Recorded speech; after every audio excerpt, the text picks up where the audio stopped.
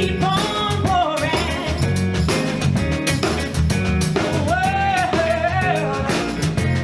just keeps on turning. It won't be too long.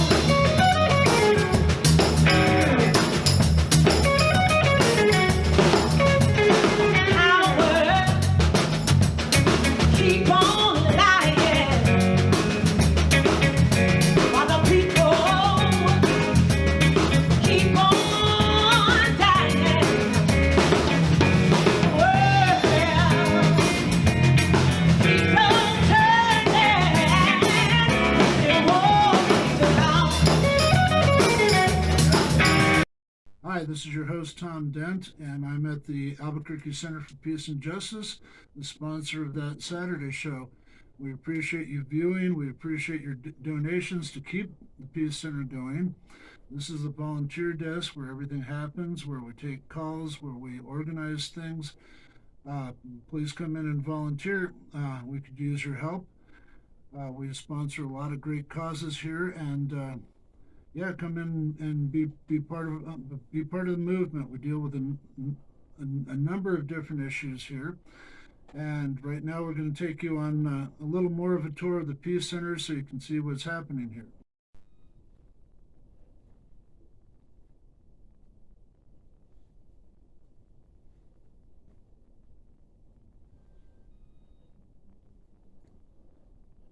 So you're now seeing our Peace Hall where a lot of things happen here. You saw the kitchen. We have food distribution on Saturday, working out of that kitchen into the parking lot. We had the Peace Cafe on Thursday, where they cook natural organic food from scratch. Everybody comes in from the street, from the university, from the neighborhood.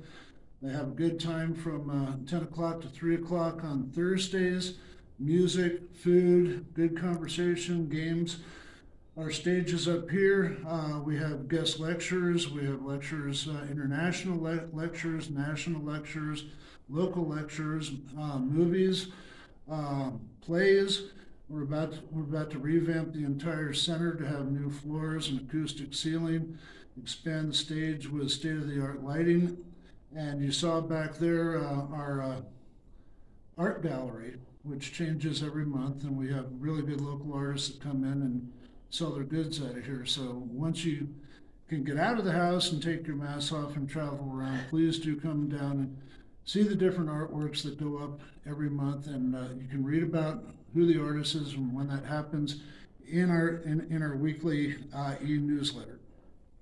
In front of our east wall and in the parking lot where we do food distribution on Saturday, you can see the beautiful Breonna Taylor and L'Oreal Tesingay mural behind us that was recently done by renowned muralist Nanabat Chakan.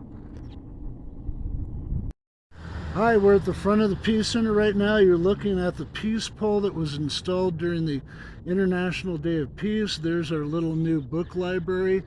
Now you're looking at our famous Leonard Peltier mural, and the tiles over here were donated. They're made by all of our members here, and there's our storefront, and as you look up there, there's our new Peace and Justice Center sign, and we have a smaller sign that we're about to paint and put up in the back. Thanks for watching, and come to the Peace Center, volunteer, get involved, donate. It's a great place to gather. It's a great cause for the community and national issues. Thanks. Good morning, Albuquerque, and welcome to That Saturday Show. I'm Tom Dent, your host. I used to be your director. 62 episodes with Jim Harvey and Hassani Olajimi with Good News News, and we want to thank them very much for all the work and effort they put into That Saturday Show. I am here with our co-host tonight, Steve Cabiedies. And it's Saturday morning and I've got my coffee. Hey, I didn't get any coffee. Well, I got you a car. Oh, nice. Okay, so you know that Saturday Show is brought to you by the Albuquerque Center for Peace and Justice. And I hope you enjoyed our little tour of the Peace Center. And I need to go on a diet starting tonight, but Here we go. And the stuff that's going on at the Peace and Justice Center right now, we have a lot of new stuff. We have a full yoga session that starts on this Saturday. We have food distribution in our parking lot that we've done for about 15 years, starting at 9 o'clock. That's at 202 Harvard Southeast. We have chair yoga on Wednesday. We have a meditation group on Friday. We have open mind discussion every other Friday. And and when I was doing the tour, we briefly talked about the art exhibition. And we have a great exhibition right now by a longtime volunteer. Her name is Serena Carruthers, and her art exhibition was done in honor of her dear dog, Sasha, that she used to bring into the center. We had about 3 different dogs that were honorary members of the center. And we've got a lot coming up on the show tonight. We've got Carl Peterson performing 2 songs. Matt John is going to perform a union song at the end of the show. We've got little clips that tell you about May Day, which is going to be tomorrow, especially from a labor and union perspective. And then after Steve and I talked politics for a while, there's going to be a little clip on Beltane, which is the actual pagan celebration of May Day and how it opposes Halloween, and you'll find out about that. Coming up after Steve and I talked for a while is going to be an interview with Connie Newton about her Race Amity project at Mariposa Park and Taylor Ranch. So, Steve and I are going to talk in just a little bit, and we're going to have a new section trying to replace Hassani's Good News called Goofy Photos from the Net and Around Town, and that'll be interesting, hopefully. And so that's basically the rundown of the show. Thanks for watching on Saturday morning. The Gathering of Nations powwow is going on right now. So kick back, relax, and enjoy that Saturday show.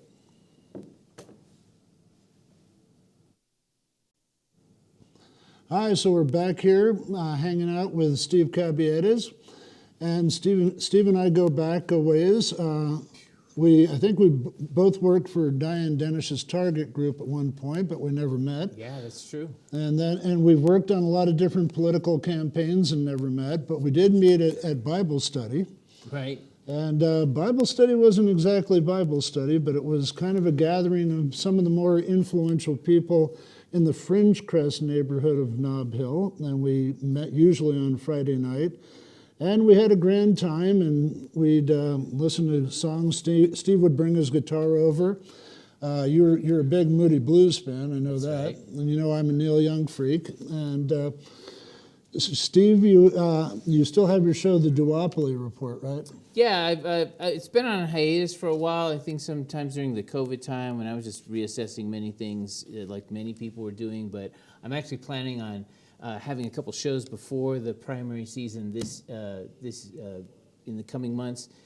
So yes, I'm firing it back up.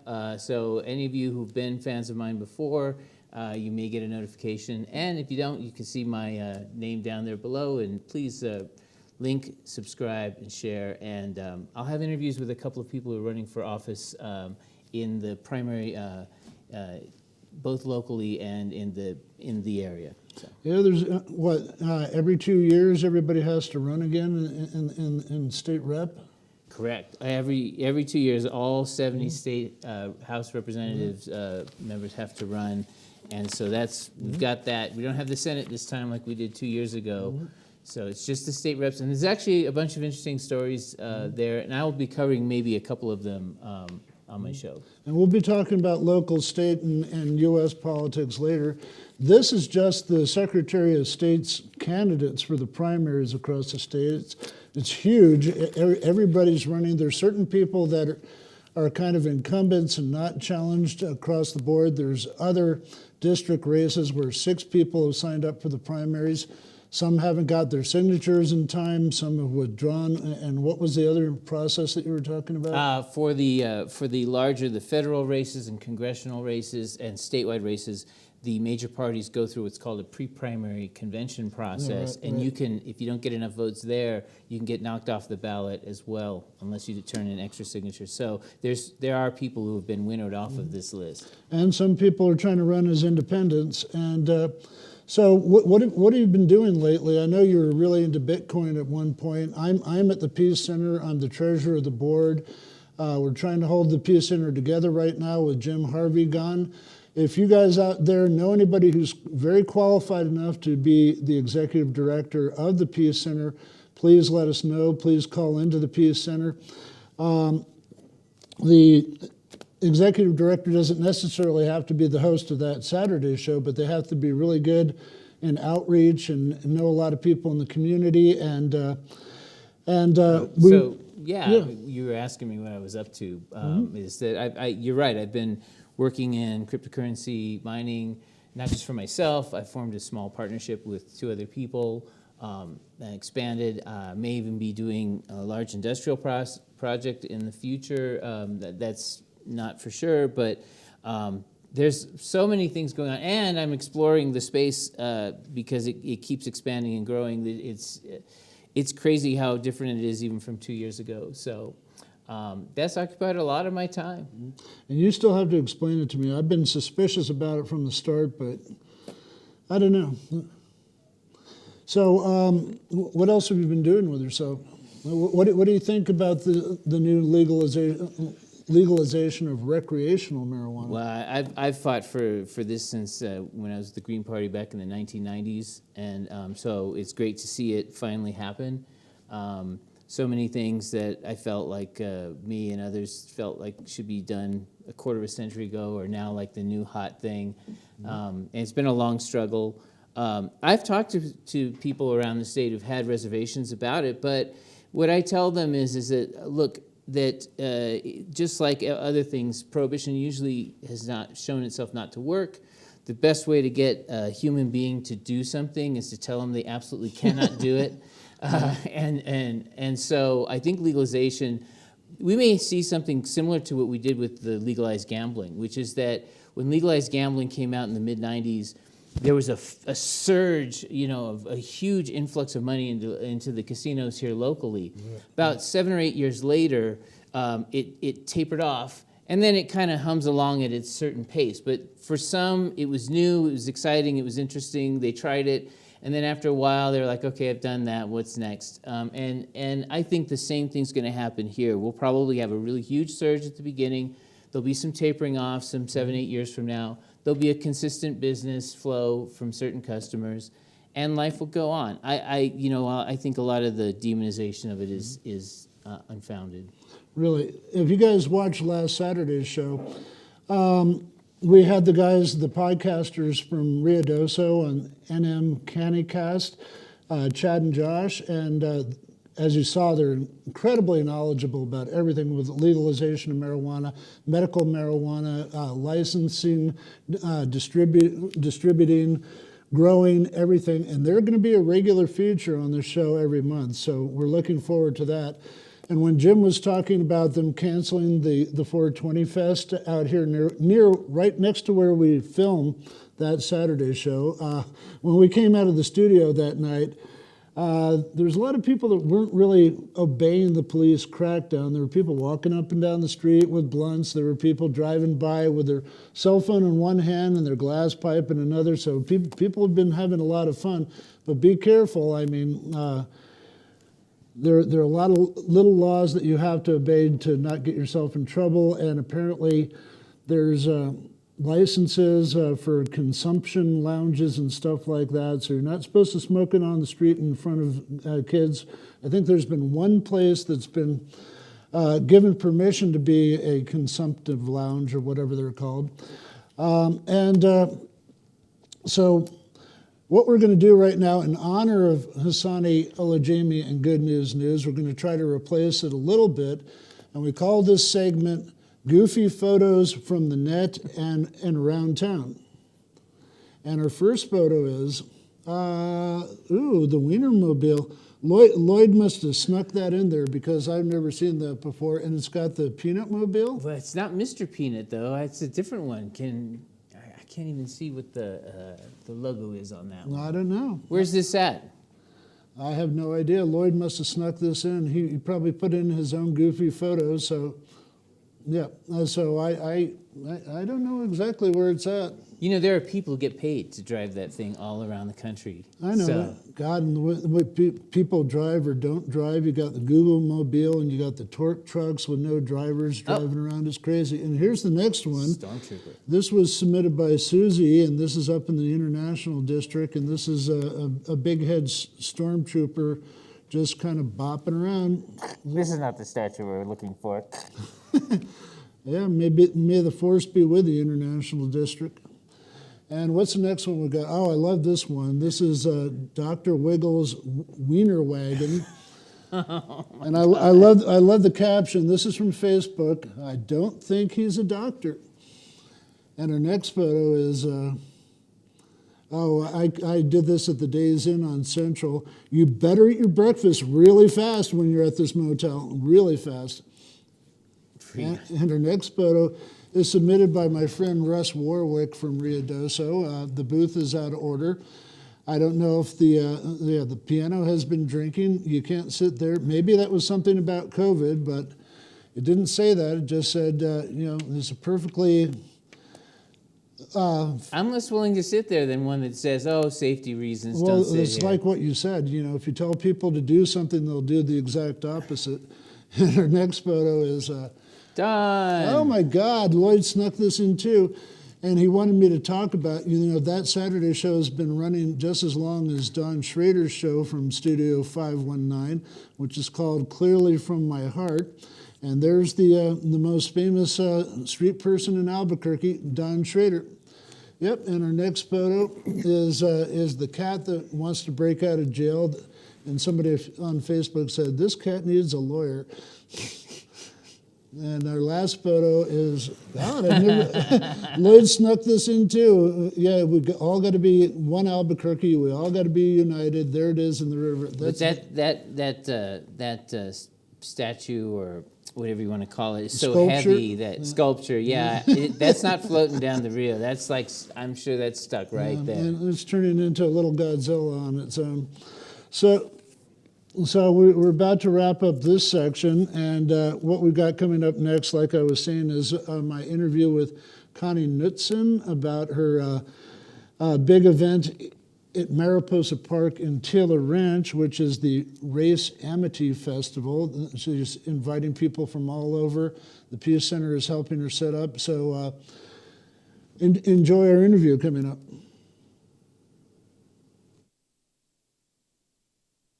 Hi, this is Tom Dent with That Saturday Show. I'm here at the Pew Center with Connie Knudson. Connie has a big event coming up in Taylor Park on June 12th called the Race Amity Festival. And before we talk about the festival, Connie, tell me a little bit about yourself. Well, I am a teacher, and in my earlier years, when I was a youth, I participated in protests against the Vietnam War. I was an associate editor for the school newspaper, where I loved writing about social justice issues of that time. And that I've taught in Gadsden School District, in Honduras, in Guatemala, in my younger years. Mm-hmm. And now I am a new transplant to Albuquerque, fairly new, 5 years, 6 years maybe, where I am retired and working on a Race Amity project. All right. Well, what do you think of Albuquerque so far, and what inspired you to put on this festival? Albuquerque is interesting. I was inspired to come here for reasons I won't go into now, but what inspired me to create the Race Amity project is my relationship, my inspiration through the National Center for Race Amity. They are doing projects well, they do national ones, but then they are encouraging people all over the nation to come together and celebrate our oneness. And I'm bringing together people contacting people all over Albuquerque. I found a lot of people are very interested. I am looking, though, for volunteers to support me in this. I'll need artists, musicians, people to help us set up and take down. I don't have much of a budget, so I can't pay anybody, but I feel like this is an idea whose time has come. And it's time for people to, my inspiration is to bring people together so that we can look at the other side of racism and reach across racial lines to create a world that is more just and peaceful through friendship, collaboration, and justice, basically, and education. I can't forget that part, because we all can learn, and we can all learn about ourselves as well as other people. Well, that sounds fantastic. So it's at Taylor Ranch. It's a Taylor. No, it's a Mariposa Basin Park. Mariposa Basin Park off Taylor Ranch Road. And how do you get there? You can go up Montano. Well, it's Montgomery. Go up Montano, turn right onto Taylor Ranch, and it's just a couple blocks in. Very easy to find. All right, and this is on June 12th? June 12th is Race Amity Day, second to Sunday in June every year. Wow. This is the first annual, and I hope it to become bigger each year. We'll have entertainment, activities for the kids, family-friendly event, and conversation. We're going to challenge you to walk up to someone who's different from you and see what you've got in common. And what time does it start? 2:00. All right, and what is your contact information? How can people get a hold of you? Okay, well, my number is on the flyer, but it's 505-985-9171. And you can email me at cgk999@gmail.com. Either way, contact me. Maybe you have something you want to contribute, volunteer for. Just come as you are, however, but I can give you a spot on the program. I would love to have more participation. That sounds great. Hopefully we'll see everybody out there on June 12th. And thank you very much for being on that Saturday show, Connie. Thank you for inviting me. It's a pleasure.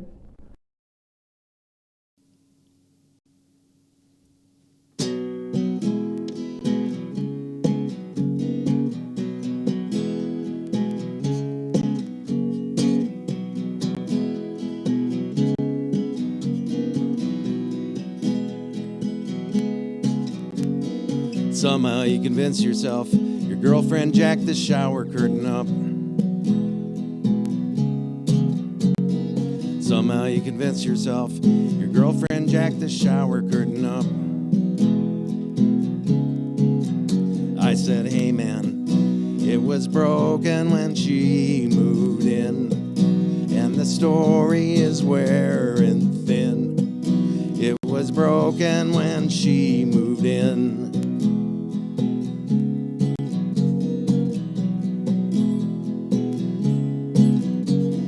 Somehow you convince yourself your girlfriend stole your favorite purple towel. Somehow you convince yourself your girlfriend stole your favorite purple towel. I said, hey man, it was missing when she moved in, and the story is wearing thin. It was missing when she moved in.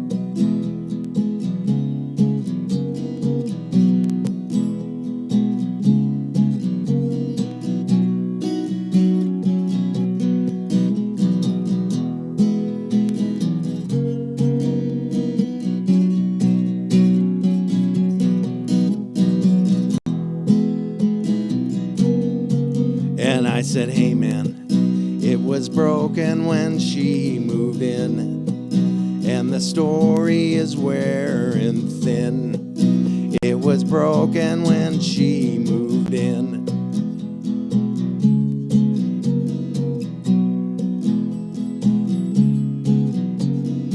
Somehow you convince yourself your girlfriend almost made you lose your mind. And somehow you convince yourself your girlfriend almost made you lose your mind.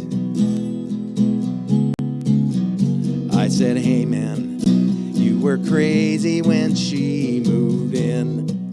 And the story is wearing thin. You were crazy when she moved in. You were crazy when she moved in. You were crazy when she moved in.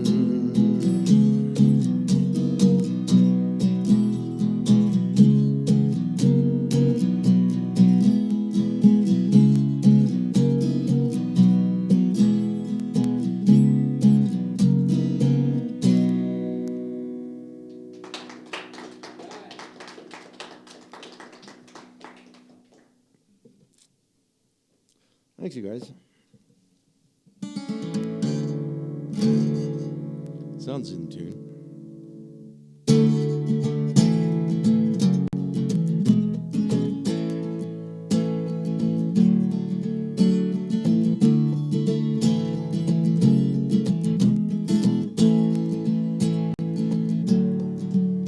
Oh, Gilligan's Island of Dr. Moreau.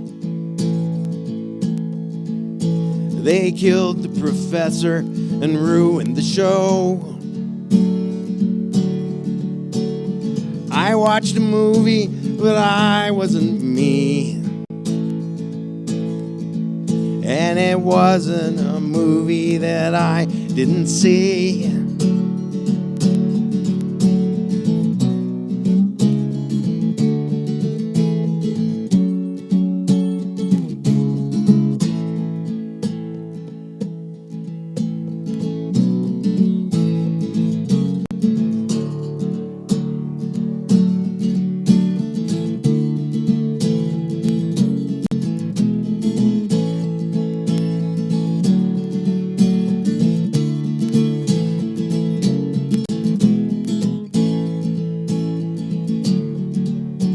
Oh, President Nixon alone on the moon,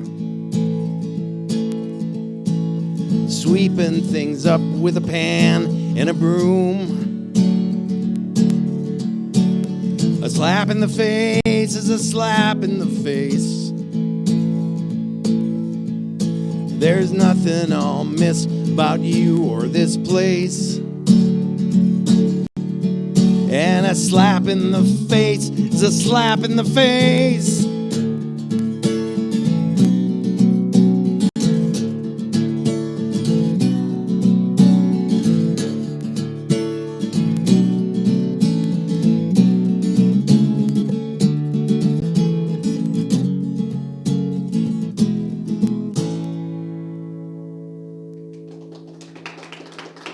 Thanks.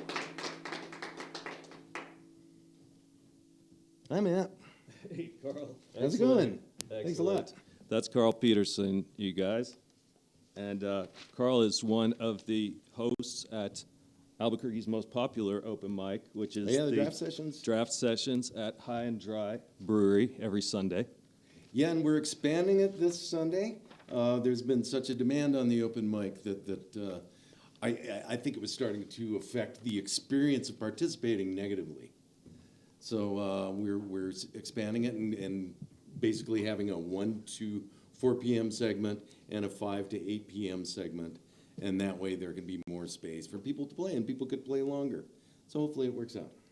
Yeah, it's very popular. A lot of times I've seen about 19 people or something like that, so it makes perfect sense. And they're all really good, too. This is true. I mean, that's the thing. It's like, it's become a magnet for the open mic people.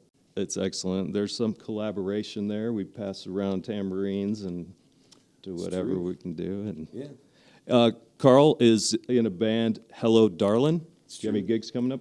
I play bass in Hello Darlin'. I do believe we're going to be playing at High and Dry Saturday, although this is going to air after that.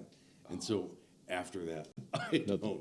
No, my memory is not good enough. But anyway, they're called Hello Darlin'. You can find them on Facebook or no? Not yet? Yeah, I believe, we're on Facebook. and be You on can find YouTube. us. So one the of these days. instrumentation is I play bass in that band, and Bernie King, who's the leader and songwriter, he plays guitar, and Julie King, his wife, plays accordion and washboard. Hello, Darling is an excellent band. I've seen them at a few different venues, and they rock the joint. And there is a, sorry, are you doing the Johnny Cash thing, or you're not in it, but Bernie's in it? Right. Johnny Cash is putting. Bernie's putting on a Johnny Cash Cash tribute on June 11th. Are you playing At it? Thirsty Eye, yeah. I'll be doing a couple Oh, good. songs. That's awesome. So thanks so much, Carl. Hey, thanks for having me. I really enjoyed my time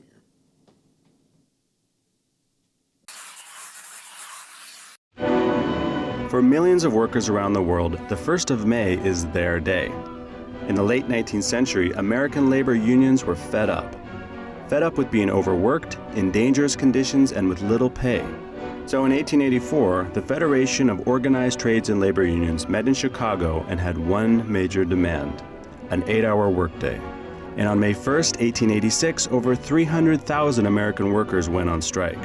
3 days later, thousands of strikers met in Haymarket Square, where a riot broke out between cops and workers. A bomb was thrown into the crowd, killing several people. It was called the Haymarket Massacre. And today, May 1st is known as International Workers' Day. While every country's workers have a different history behind May Day, they all commemorate those who have and continue to give their lives for workers' justice.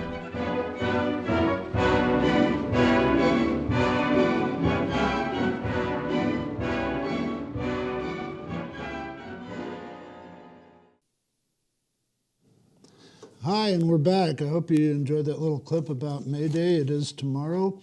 And I was talking about Lloyd earlier. If you don't know who Lloyd is, he's our engineer, one of our 2 engineers. He's one of the persons behind the curtain, and he does our editing, and the Peace Center tour was all out of whack, and he did his magic and made it look really good. And before we get into our political debate, I just want to remind everybody that the Albuquerque Center for Peace and Justice, our sponsor, is nonpartisan.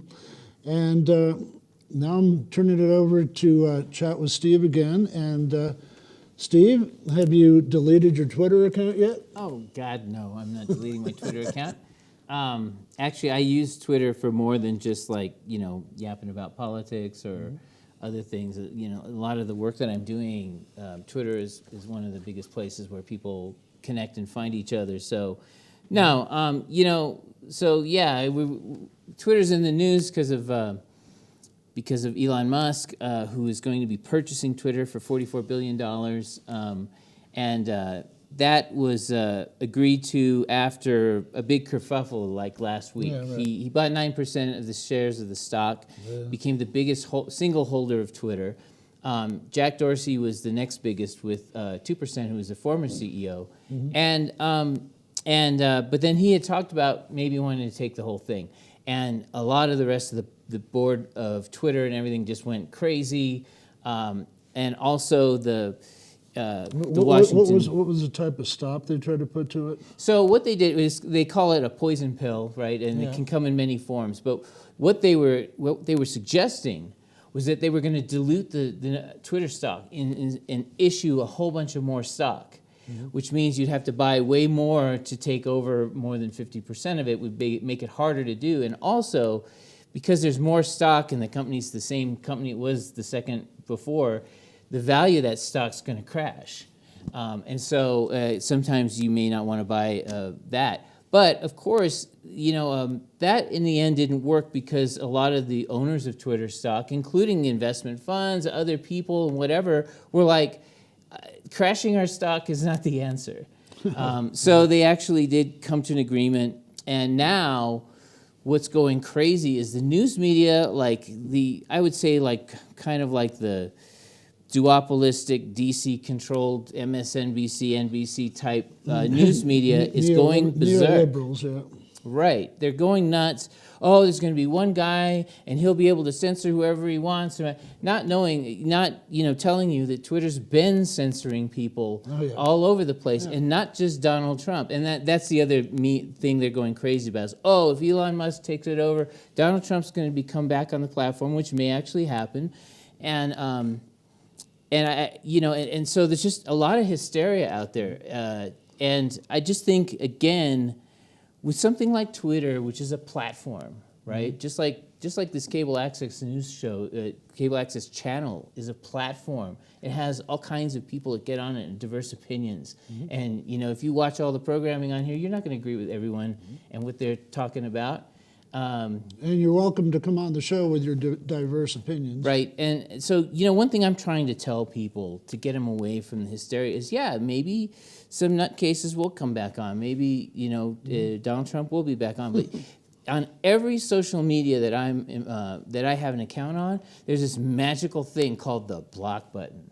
And if you just push that on a certain account, you don't have to hear anything from them. And if some of their yahoos get on your stream on your feed one time, there's a block button. And if everyone just learns how to use that, then everyone can be on the platform. You don't have to listen to everyone, and you can use the platform for what it was meant for. And I think that's really the proper way, because if we try, nobody can censor correctly. I don't care who it is. They will always make a million mistakes. Well, I've had a Twitter account for about 5 years, and I think I've made about 4 posts. A couple of times I've put a link to that Saturday show, and our new interns at the Peace Center are doing that. They're working very hard to market us and expand us on social media. So they've set up Instagram accounts and going to be working on TikTok and Twitter and stuff like that. So do we have the names of those accounts today? No, not right now. We'll get it to you in the future. They're still setting them up. I know that they're working hard on Instagram. And if you're looking at the Peace and Justice Center website, we're rebuilding it, and it's kind of halfway there. So please be a little bit patient with us. But let's get to the subject. Oh, I just wanted to say one last thing Sure. real fast, was that if people didn't know, is that every time they advertised that they were going to shut down Donald Trump, or they're going to shut down Alex Jones, or they were going to shut down some neo-Nazi groups or whatever, and the left would usually cheer. Well, don't they make money on so many hits? They can, but the same time that they were censoring those right-wing folks, they were censoring true left platform people as well. And so that was never being advertised. And so that's really the danger here. So where does all that money go? The $44 billion or whatever it is? It goes into the treasury of Twitter. It will go to the owners of the shares that he purchases. Well, they're in for a good ride. Right. Let's go to the subject matter at hand. And first, we're talking about local primaries like state rep, Bernalillo County Sheriff, and then we'll get up to what's happening in the Roundhouse and the New Mexico state races. Like I was saying before, there's so many people on the ballot for certain districts that it's really hard to know what's going on and get a handle on it. But I know from my district, I live around Nob Hill. There's about 5 or 6 people running for District 19. There's Colton Dean. There's all these people that are replacing Cheryl Williams Stapleton, who got kind of knocked out of politics and business from very shady business dealings. That's going to be a lively primary. There's like 3 people in the Democratic side that is running for that seat. Looks like Enrique Cardiel is trying to get signatures to run as an independent as well. So there'll be a Democratic primary where Democrats will choose their person. Yeah. There'll be an independent. And I didn't check to see if there's a Republican, although that's a district where Republicans just don't win. That is the bluest district in the state of New Mexico. So what will be interesting, and actually I'm a huge fan of independent runs, and left independent runs are fantastic.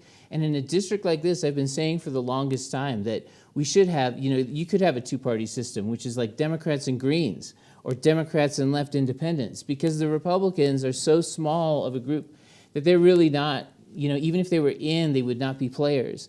And we need to get a lot smarter about how we do politics, and that will give us more choices. So along with this huge ream of paper, if you're interested in the primaries, go to the Secretary of State's website and find your district. There's maps to all the districts, and it's all over the state of New Mexico. I've been talking to some people, and we talked about this on earlier shows, that they're thinking of switching the salaries for state legislatures to expanding their salaries and having this as To actually give them a salary. kind of a year-round job, so anybody can run for it, not just people that are high up in business and APS and lawyers and stuff like that kind of control the legislature right now. Correct. I mean, and mind you, and I'm a big advocate for that, because I think that this quote citizen legislature is really only like, rich and retired legislature. And so if we pay people a salary and have them more full-time, does that solve our problems? No, that solves those problems. There can be problems of having a too entrenched, full-time folks, but I'd rather deal with those problems now than the ones we've been dealing with for decades. I think that when times were simpler, things moved slower, it was fine, but now, as we've seen, we've actually, session after session, are having extraordinary and special sessions to deal with extra legislation, and more and more and more. There's just too much to do. And so I think having a professional legislature would be the smart thing. There's some people that are popping up on the primaries that we've heard of a long time ago, like Art Delacruz in one district, and he was a city councilor for a while. And yes, and he's in a three-way primary race for State House Rep District 12 in the South Valley, and that district, the incumbent Brittany Barreras, during the session actually announced that she was not going to run again. And I guess there were some personal family issues or whatever, and she decided not to run again, which was a surprise to everyone. And so there was some people who last second jumped into the race. There's some really great candidates there. I'm not a big fan of Art Delacruz. I was not a fan of how he was in the county commission. I think he's a very pro Santalina, take the money and run kind of guy. There's I can find the name. There's a young lady who's running who's amazing. There's two other very good candidates in that race. Good. I'm sorry, I've got to speed it up a little bit. The state Senate races are not right now, are they? No state Senate races. They're every 4 years. Okay. Let's go towards, what do you think about Bernalillo County Sheriff? There's been a lot of very hardcore opinions about Manny Gonzalez's term. He's termed out or whatever? Correct. And a lot of people I've been talking to are endorsing a guy named John Allen, but a lot of these candidates seem to be ex-APD or ex-undersheriffs. Allen was a sergeant under Manny Gonzalez, and apparently he was in charge of everything, like homicide investigations and training and everything like that. So people say he's really good on that on this side, but on the other side, people are going like, these homicides really weren't investigated, and these cops, these deputies weren't brought to term properly. Well, that's a fault of the sheriff, who's not interested in having any accountability for his police officers. John Allen has expressed that he would have a different attitude about that if he was elected sheriff. The other thing is that he's, I actually had a conversation with him a few days ago at an event, and he said the other two Hispanic candidates in the race, Rudy B. Mora and Patricio Ruiloba, have stated that they will bring Manny Gonzalez in as undersheriff if they are elected. And so that's concerning to me if that's true. Some of these other names I'm not as familiar with, like Philip Seneca, Sharon Lund. Well, let's move up the state a little bit. Let's talk about the Attorney General's race. That's former, current Bernalillo County District Attorney Raul Torres against Brian Colon. That's correct. Brian Colon, the current state assessor for the state of New Mexico. Raul Torres, the current district attorney for Bernalillo County. Both of these now are pretty well known. Well, Raul Torres, I would say, is well known within the metro, Right. not necessarily all over the state. Brian Colon has run for several things and several occasions, not only in the city of Albuquerque. He ran unsuccessfully. He was the nominee for lieutenant governor when he and Diane Dennis lost. Well, did he run for Congress when everybody else ran for Congress? Brian ran. No, he did not. No, okay. No, he ran for mayor, when on Tim Keller's first attempt, and he came in third place in that race. And so okay. he's run several times, but he did make it into the assessor's office. He's done a relatively good job there. I'd say maybe not as great as Keller, but he has been doing some good internal investigations, and has been doing stuff. Raul Torres is posting himself very publicly as someone that will fight against right-wing extremists like this New Mexico Civil Guard. He's really trying to make them take responsibility for some of the and crazy. supposedly he's still supposed to put Stephen Baca on trial, who shot Scott Williams 3 times in the back at the Don Juan D. Ornate protests. Let's move on to governor. A lot of people think that nobody has a chance against Michelle running for her second term. So, I mean, if I had to put down money right now, I would say I'd have to put it down on Michelle Lujan Grisham. There's a lot of stories about, oh, she's weak, and there's a lot of people angry at her with the COVID thing and all this other kind of stuff, and some of that may be true, but when I look at the lineup from the Republican side, and I still think the bench is kind of weak. There are 4 people that are still contending for the Republican primary: Jay Block, Sandoval County Commissioner, Corinne Rios from Rio Rancho, who has a ministry, and I guess it's from Chicago, because I found the same ministry name there in Chicago from years past. Rebecca Dow, state representative from Truth or Consequences, Excuse me. who I probably think is probably the GOP's strongest candidate, more so because she actually knows how to speak and give speeches and talk about whatever she wants to talk about, whether you agree with her or not. And Mark Ronchetti seems to be talking from somebody else's script. Right, which is, as a professional TV meteorologist, you do that a lot. And so, we found out from his race in the Senate that he's polished and he looks good on the commercials, but when it comes to any kind of live talking, he's a little weak. The GOP would be smart to go with Rebecca Dow, but even then, I don't think she can convert votes past the primary. Well, we had too much fun with Twitter, and we're almost out of time.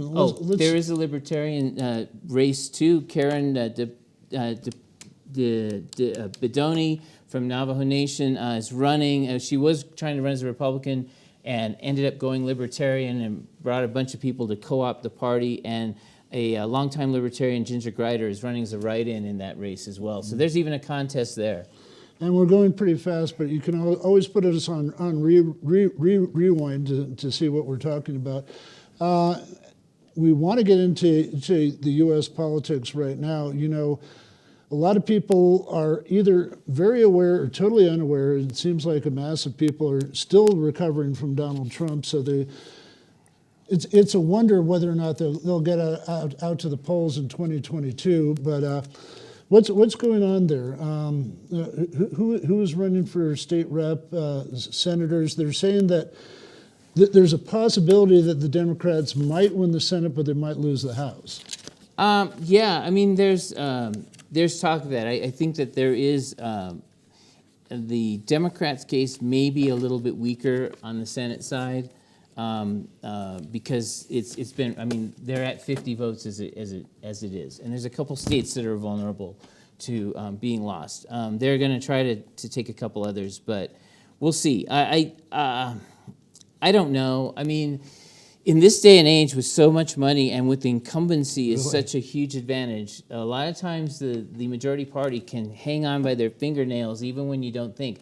And by the way, the Democrats have been running this spiel for the last 8 years. We're losers, we lose, you got to give us money, we can't win, and I'm afraid, and I'm scared, and so give us more money. And, I think that... the pictures that they paint to the left are horrible, they're horrible, bloodthirsty rioters, and Black Lives Matters are coming for your children.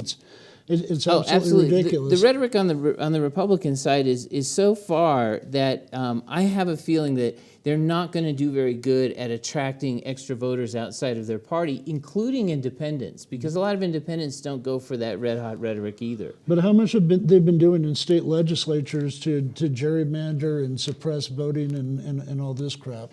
So, like look at Oklahoma, look at Florida, look at Texas. Where's that, the horrible abortion bills that are going? right, Or yeah. anti-abortion bills. Our last redistricting session, actually, from the news I've been seeing, was not as bad as it was 10 years ago. Part of the reason that is, like even in a state like Texas, is that with the changing demographics and where population growth was happening and whatever, that they could not help, like Texas is going to got three extra congressional districts, but because of where the growth was, a lot of that was in Democratic areas. Well, so like the new districts are going to be Democratic. Right. Is Beto running against Abbott this year? Yes, for for the governorship. For governor, yeah. He's twisted. I've heard that his lieutenant governor is even more twisted. Well, very twisted. I find him to be kind of, I find him to be the Mark Ronchetti of Texas. And so, he's kind of plastic. He goes with whatever's the popular thing to say at the moment. And I don't think that, the Democrats don't realize that they have to kind of push left to get more votes. And if they fail, that's why it's going to happen.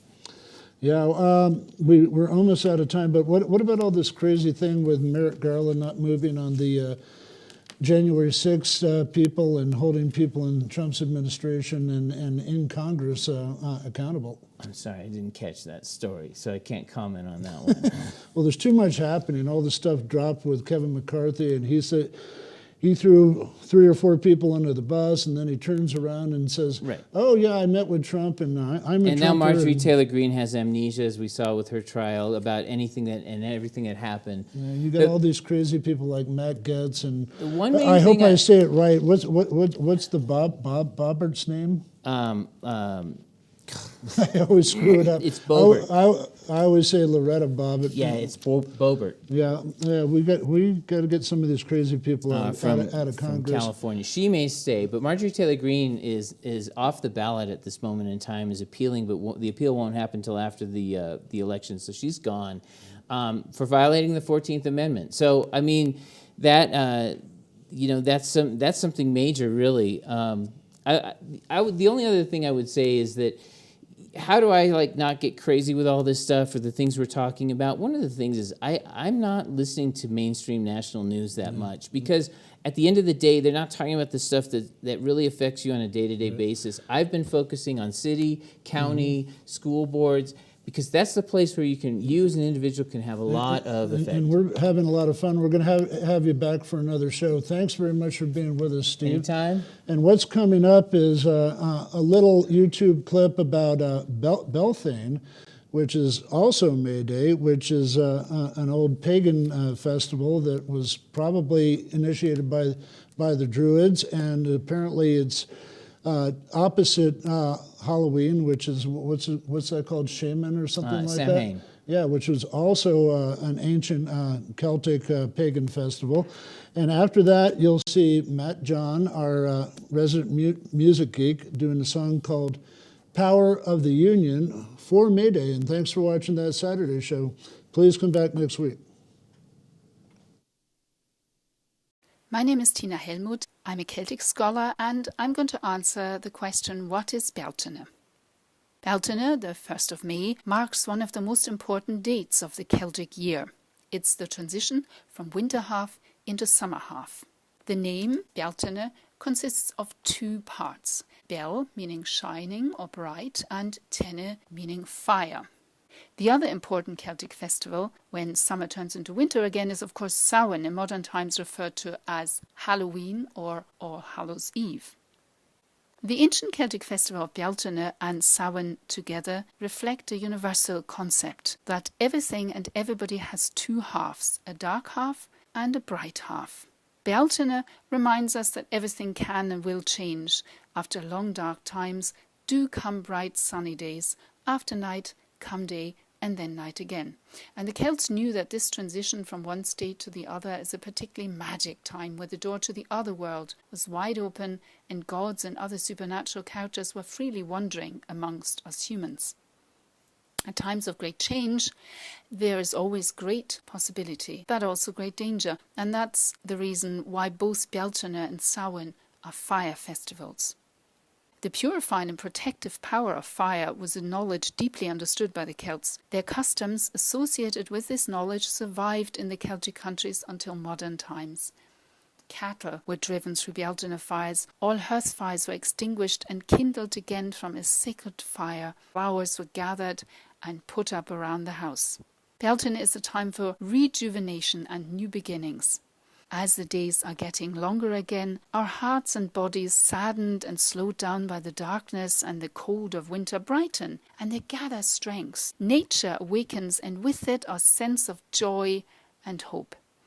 Even today, people light bonfires on the eve before May 1st, following the ancient Celtic tradition that night precedes the day. It's a time to meet again after the long dark period, a time to celebrate life. The concept reflected by the ancient Celtic festival of Beltane is omnipresent and eternal, deeply ingrained in the universal order. In modern times, of course, we often pay little attention to the changing seasons. We're distracted from experiencing the world around us. And yet, the universal truths have not changed since the Celtic Druids lit the fires of Beltane thousands of years ago. So instead of spending this day the way you usually do, why not stop and look around you? Take in the wonders of nature, waking up again after its long slumber by taking a walk in the forest or a park. Put on some bright flowers. The Celts believed that yellow was a particularly auspicious colour. Or simply get together with friends and family for a picnic. But be sure to take a moment to experience the joy, the possibility and reawakening that the ancient Celtic festival Beltane symbolises.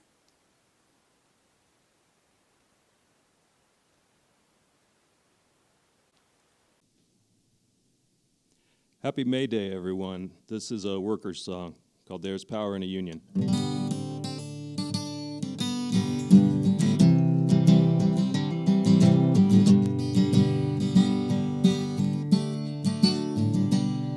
There's power in a factory, power in the land, power in the hand of a worker. But it all amounts to nothing if together we don't stand. There's power in a union. Now the lessons of the past were all learned with workers' blood. The mistakes of the bosses we must pay for. From the cities and the farmlands to trenches full of mud. War has always been the boss's way, sir. The union forever defending our rights. Down with the black flag, all workers unite. With our brothers and our sisters in many far-off lands. There is power in a union. Now I long for the morning that we realize brutality and unjust laws cannot defeat us. But who will tell the workers who cannot organize when the bosses send their lackeys out to cheat us?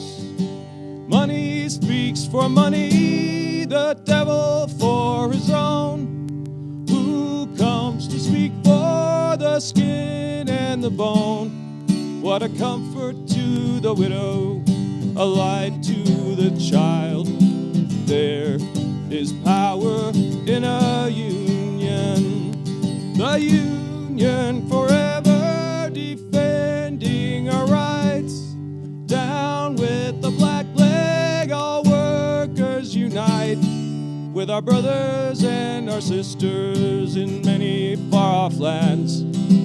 There is power in a union. And kudos to the Amazon Labor Union.